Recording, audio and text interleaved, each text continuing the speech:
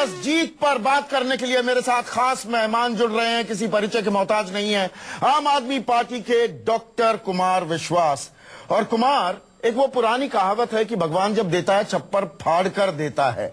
ऐसी जबरदस्त बहुमत, ऐसा अप्रत्याशित नतीजा, और आज आपका जन्मदिन भी। जन्मदिन की बहुत बहुत शुभकामनाएं। जी धन्यवाद संदीप। और भगवान जब देता है छप्पर फाड़ के देता है, तो दिल्ली ने दिल खोल कर दिया है। और हर बढ़ती हुई वोट के साथ, हर बढ़ती हुई सीट के साथ जिम्मेदारियां और चिंताएं लगातार बढ़ी हैं अंदर हम सब में भी, कि इन अपेक्षाओं पर खरा उतरना हम सबको है। बहुत अधिक विश्वास दिल्ली ने हमारे अंदर जताया है, पार्टी के अंदर जताया है। और हम कोशिश करेंगे कि दिल्ली को इस प्यार को ब्याज सहित लौटा पाएं, और वो करके दिखाएं जिसके लिए हमने उनसे वायदे किए और जिसके लिए उन्होंने हम पर विश्वास किया। मेरे जन्मदिन पर इतना खूबसूरत तोहफा देने के लिए दिल्ली के हर नागरिक को, देश के हर उस व्यक्ति को जिसने दुआएं दी कि ये दिन हम लोग देख सकें, उन सबका बहुत बहुत आभार, बहुत बहुत धन्यवाद। पर आपको उम्मीद भी थी? देखिए, चुनाव में जब जाते हैं सब ताल ठोकते हैं। 67 सीटें, मतलब ये 3 भी क्यों छोड़ दी? लोग पूछने लगे हैं सड़कों पर। नहीं, बिल्कुल उम्मीद नहीं थी, इसमें झूठ नहीं बोलना चाहिए। सुबह मैं और अरविंद जब 7 बजे हम लोग निकले थे, तो अरविंद ने पूछा था क्या लग रहा है। मैंने कहा मुझको लग रहा है 45 तक पहुंच जाएंगे कंफर्टेबली, और हो सकता है बहुत अच्छा करें तो 50 तक आ जाएं। लेकिन ये 67 तो सचमुच जिसे कहते हैं एक तरफा था चुनाव, और सकारात्मकता वर्सेस नकारात्मकता शायद चुनाव हो गया था। लोग आहत थे, और भारतीय जनता पार्टी का वोटर स्विंग हुआ है, उसको एड्रेस ठीक से किया गया।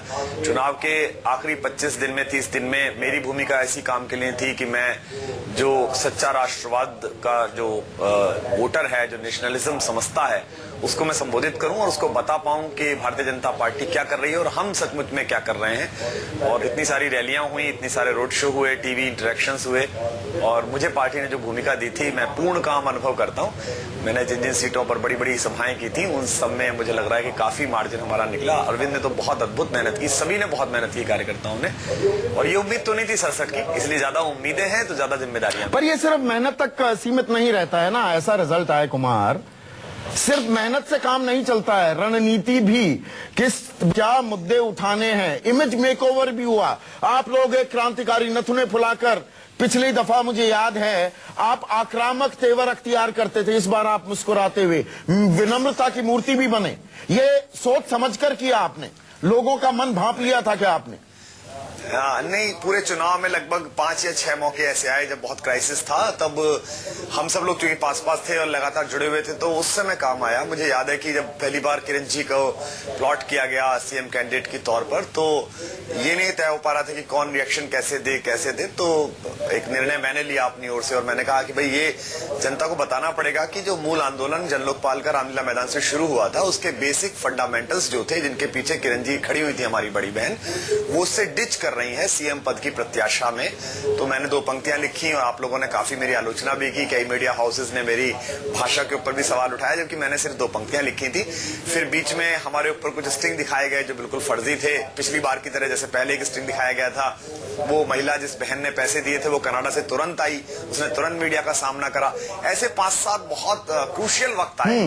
उस समय सबने हिम्मत रखी और सबने आगे बढ़कर उसको सकारात्मकता में बदला, और जितना ज्यादा जैसे कहते हैं कीचड़ फेंकने का प्रयास किया। ये जानबूझकर, ये एक सोची समझी रणनीति थी क्या? आपने नरेंद्र मोदी पर भी, प्रधानमंत्री पर सीधा निशाना नहीं साधा, किरण बेदी पर भी नहीं साधा, और अगर मैं कहूं, मेरे सूत्र आप ही की पार्टी में बताते हैं, आपके पास माल बहुत था, आप आरोप लगा सकते थे, लेकिन आपने तय किया कि नहीं, हम ये ऐसे हेड ऑन फ्रंटल अटैक्स नहीं करेंगे।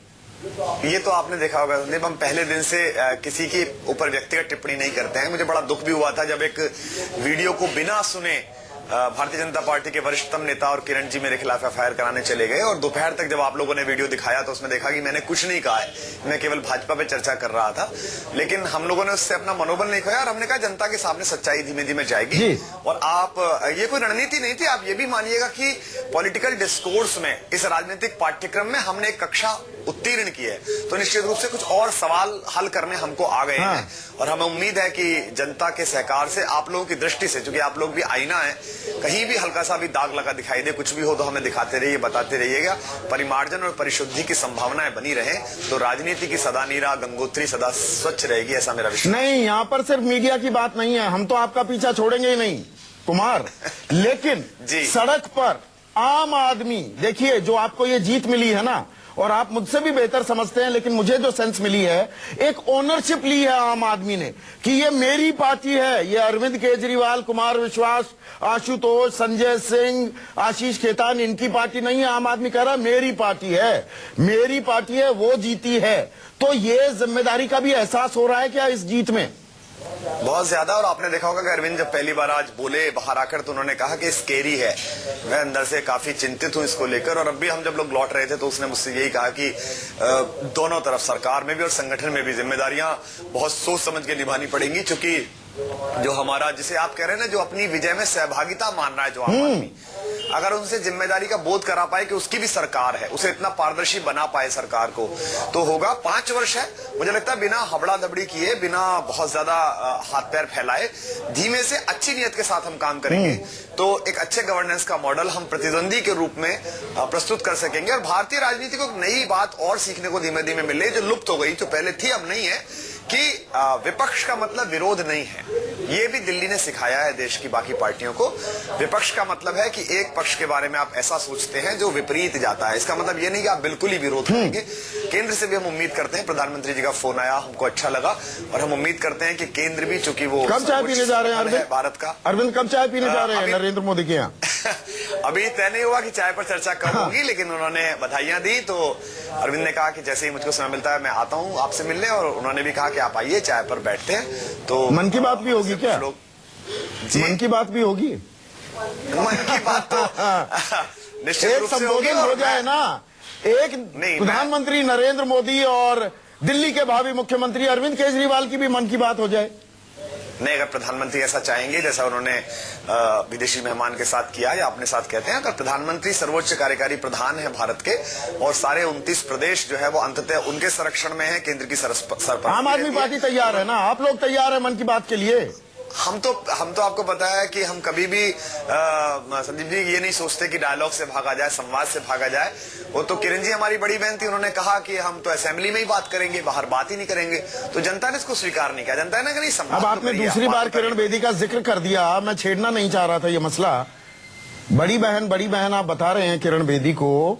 डॉक्टर साहब वहां जाने वाले हैं किरण बेदी के यहाँ आशीर्वाद लेने के लिए? बड़ी बहन से तो आशीर्वाद लेना चाहिए ना? नहीं, बिल्कुल। मैं जब भी वो समय देंगे, मुझे तो ब्लॉक कर रखा है, मेरा संवाद उनसे हो नहीं पाता है, क्योंकि अपने फोन पे भी ब्लॉक कर रखा है, ट्विटर पर भी ब्लॉक कर रखा है। अरे घर तो पता है ना, उदय पार्क में एड्रेस आपको पता है, चले जाइए कि बड़ी बहन है, आशीर्वाद दीजिए, बड़ी जिम्मेदारी भी है। आपके माध्यम से भी हम उनको प्रणाम करते हैं। वो बहुत अच्छी हैं, वो भारतीय जनता पार्टी के ट्रैप को समझ नहीं पाई, और जिन मुद्दों के लिए उन्होंने लड़ाई शुरू की, 40 साल उन्होंने जिस बात पर लड़ी, सीबीआई की स्वायत्तता के लिए, काला धन ना आए पार्टियों में, आरटीआई के अंडर आए, क्रिमिनल्स को टिकट ना मिले, मुझे उम्मीद है कि वो अपनी पार्टी का शोधन करेंगी और उसका जो आत्मशुद्धि का प्रक्रम है वो तैयार करेंगी, और दिल्ली को अच्छा बनाने के लिए भी हमारा सहयोग देंगे। अन्ना हजारे ने भी अपनी शुभकामनाएं दी हैं, साथ ही एक नसीहत भी दे डाली डॉक्टर विश्वास की। देखिए, शोशेबाजी उनका शब्द नहीं है, मैं मूल अर्थ पर जा रहा हूं। शोशेबाजी नहीं करनी है, ये धरना वरना, मेट्रो से जाना। अब ये शोशेबाजी, ये सिंबलिज्म से हटेगी ना आम आदमी पार्टी? ये भरोसा देंगे ना आप हम लोगों को? पहली बार भी वो शोशेबाजी नहीं थी, ऐसा सोच था कि ऐसा किया जाए। लेकिन जहां जाओगा, अन्ना जी से बात हुई थी, मैंने भी अन्ना जी को कहा कि आप कहें तो मैं आपको लेने आता हूं। अरविंद ने कुछ प्रपोजल दिया था कि अन्ना जी मैं किसी को लेने भेजता हूं, मेरा मन है कि आप शपथ ग्रहण में आशीर्वाद दें। अन्ना ने कहा कि नहीं, मैं स्वयं आ जाऊंगा, किसी को भेजने की आवश्यकता नहीं है। और उन्होंने नसीहत भी दी कि अच्छे से काम करिए, देश की आशाएं आप पर हैं, उनको पूरा करके दिखाइए। अंततः उन्हीं के राष्ट्र जागरण से यह आंदोलन शुरू हुआ है। हम लोगों की सामाजिक सक्रियता को राजनीति की ओर भेजने वाले भी वही थे, तो उनका आशीर्वाद मिलना भी इस गौरव के क्षण में हमारे आनंद और आमोद को और बढ़ा रहा है। अहंकार एक शब्द है, आपके मुंह से भी निकला, अरविंद केजरीवाल के मुंह से भी निकला, आशुतोष के मुंह से भी निकला, और अन्ना हजारे के मुंह से भी निकला है। ये देखिए, इसलिए क्योंकि मेरे मुंह से पता नहीं क्यों रैलियों में एक जुमला निकलता था, शायद आपका आर्काइव्स उसको निकाल पाए संदीप जी, पता नहीं कैसे निकलता था, सरस्वती कहला रही थी या मैं आक्रोश में गुस्से में कह रहा था। मैंने 60 के आसपास रैलियां की, मैं हर रैली में कहता था अहंकार किसी को नहीं करना। कांग्रेस ने अहंकार किया, 48 से 8 पर आ गए। भाजपाइयों, आप अहंकार कर रहे हो, 30 से 3 पर आ जाओगे, और वो 3 पर आकर संख्या टिक गई। और फिर मैं ये भी कहता था कि अगर आम आदमी पार्टी अहंकार करेगी तो उसके साथ भी यही होगा। दरअसल ये सत्ता में जाना, ये लोगों द्वारा असाइंड काम है। जो दुष्यंत कुमार ने कहा था ना, तू इस मशीन का पुर्जा है, तू मशीन नहीं। तो हमारे विधायकों को, हमारे मंत्रियों को, हमारे मुख्यमंत्री को, संगठन के लोगों को ये पता होना चाहिए कि लोकतंत्र की इस मशीन में, जिसमें 125 करोड़ पुर्जे धड़कते हैं, उसमें कुछ पुर्जों को बहुत ही सामरिक जगह पर इस देश की जनता ने फिट किया। हाँ। अगर वो पुर्जे ये समझने लगे कि हम ही लोकतंत्र हैं तो गड़बड़ हो जाएगी। कुछ पुर्जे ऐसा समझ रहे थे दूसरे दलों में, उनको देश की मशीन ने बताया कि नहीं, आपकी प्रासंगिकता सिर्फ पुर्जे की है। पर डॉक्टर विश्वास, मुझे एक चीज बताइए, ये पुर्जे की बात तो ठीक है, 67 सीटें आई हैं, अहंकार की जो आप बात कर रहे हैं, इसमें दम भी आ सकता है कि देखिए हमारे पास कोई है ही नहीं सामने। और साथ ही साथ उससे अहम बात कि अब कोई आपका हाथ मरोड़ नहीं सकता, सैबोटाज नहीं कर सकता, आपको ब्लैकमेल नहीं कर सकता, आपको बैसाखी की जरूरत नहीं है। अहम मुद्दों पर, कुछ चीजों में केंद्र की अभी आपको जरूरत पड़ेगी, पर दिल्ली के मूल जो समस्याएं हैं उनमें ज्यादा बाधाएं अब आपके सामने नहीं आने वाली हैं। निश्चित रूप से ये एक बड़ी चुनौती भी है। जी, बहुमत, ये जीत अपने आप में चुनौती है। जी बिल्कुल। देखिए, अंग्रेजी की एक फिल्म है स्पाइडरमैन, उसमें एक डायलॉग आता है कि बड़ी ताकतें बड़ी जिम्मेदारी लेके आती हैं। तो अब आपके पास बड़ी ताकत है तो बड़ी जिम्मेदारी है। और ऐसा नहीं है संजीव जी, आपको याद हो जब चुनाव की मतगणना चल रही थी और भारतीय जनता पार्टी 9, 10, 6, 7 ऐसे पहुंचती थी, तो मैंने एक ट्वीट किया था जिसको अरविंद ने भी इंडोर्स करके रिट्वीट किया था। मैंने कहा था कि अगर वो निर्धारित संख्या से कम भी रहेंगे तब भी हम लीडर ऑफ अपोजिशन उनको ऑफर करेंगे। मैंने पार्टी के राष्ट्रीय प्रवक्ता होने के पद के नाते ये बात कही थी और बाद में अरविंद ने उसे एंडोर्स किया। तो अहंकार की कोई बात नहीं है। एक व्यक्ति भी अगर आवाज उठाता है तो वो भी विपक्ष है, वो भी अपनी बात कहने वाला है। बड़ी चुनौती है, लेकिन मुझे लगता है कि हम कर जाएंगे। मुश्किल काम है, लेकिन लोगों का साथ रहेगा। 2 करोड़ दिल्ली वाले और बाकी देश के लोग अगर साथ देंगे तो राजनीति में परिवर्तन प्रारंभ हुआ है, उसको हम गति दे पाएंगे। शायद नियति ने इसीलिए हम लोगों को चुना है, हम लोगों के हाथ में ये काम दिया है, दिल्ली की जनता के हाथ में ये काम दिया है। अब 9 महीने से आप लगातार लगे हुए थे, ये मैं जानता हूं, चाहे आप हो, चाहे अरविंद हो, चाहे आशुतोष हो, चाहे संजय सिंह हो, चाहे मनीष सिसोदिया हो, तमाम आप लोगों ने एक दिन भी छुट्टी नहीं ली। 8 तारीख को आपने छुट्टी मनाई, थोड़ा चिल आउट आपने किया, एक फिल्म जाकर देख ली। आपकी दरअसल टक्कर भी नहीं, कंपैरिजन होगी मोदी सरकार से, जहां पर नरेंद्र मोदी ने ऐसा एक अनुशासन लाने की कोशिश की है, सख्ती बरती है, 9 बजे सब दफ्तर में पहुंच जाते हैं। तो भैया चिल आउट कब करोगे? डॉक्टर साहब, आज बर्थडे पार्टी मना रहे हो कि नहीं, या यहां पर बस अब एक तरफ केंद्र सरकार, एक तरफ दिल्ली सरकार, काम ही करते रहोगे? हम पत्रकारों को संडे को भी दफ्तर में बुला लो। ऐसा नहीं, अगर काम आपके लिए आनंद का विषय है तो आप उसमें भी चिल आउट कर लेते हैं। आप देखिए कि दिन में कम से कम 5 रैलियां, 4 रैलियां होती थी, रोड शो होते थे, सुबह पदयात्राएं होती थी 6-7 बजे, और रात लौटने के बाद अरविंद के घर पर या किसी साथी के घर पर या पार्टी दफ्तर में एक छोटी सी मीटिंग होती थी। और 3 या 4 घंटे की नींद के बाद भी कभी थकान नहीं हुई, क्योंकि ये लगता था ये काम है, ये करना ही है, दिल्ली को ये संवाद पहुंचाना ही है। तो मुझे लगता है कि संगठन और सरकार भी अगर इसी तरह काम करेगी। नहीं, ये भारतीय एक सोच हो गई है ना, काम के साथ एंजॉयमेंट भी हो सकती है, नहीं हो सकती क्या? जी बिल्कुल हो सकती है। और मेरी भूमिका तो आप यकीन मानिए कि अक्सर पार्टी में लोग मजाक भी करते हैं कि अरविंद को हंसते हुए देखना हो तो तभी देख सकते हो जब कुमार आसपास हो, क्योंकि मेरी उसकी चुगलबाजियां जो चलती हैं, जुमले जो चलते हैं एक दूसरे के लिए, उनसे काफी अच्छा माहौल बना रहता है, काफी अच्छा। आज अरविंद ने एक और काम किया कुमार, कि अपनी धर्मपत्नी को भी लोगों के सामने वो लेकर आए, साथ ही अपने पिताजी को भी लोगों के सामने लेकर आए। ये ऑन द स्पॉट डिसीजन था, सोचा था, क्या हुआ था बताइए? नहीं, ऐसा कुछ नहीं हुआ था। जब ये बात हो रही थी कि बोलना है अरविंद, एक बार जरा जनता को संबोधित कर दो, साथियों को संबोधित कर दो, तो जब हम बाहर की तरफ निकल रहे थे गैलरी की तरफ, तो सब साथियों से कहा, आशुतोष से, संजय से मैंने कहा कि आओ भाई सब साथ चलते हैं, सारे लोग एक साथ अरविंद के साथ खड़े होंगे।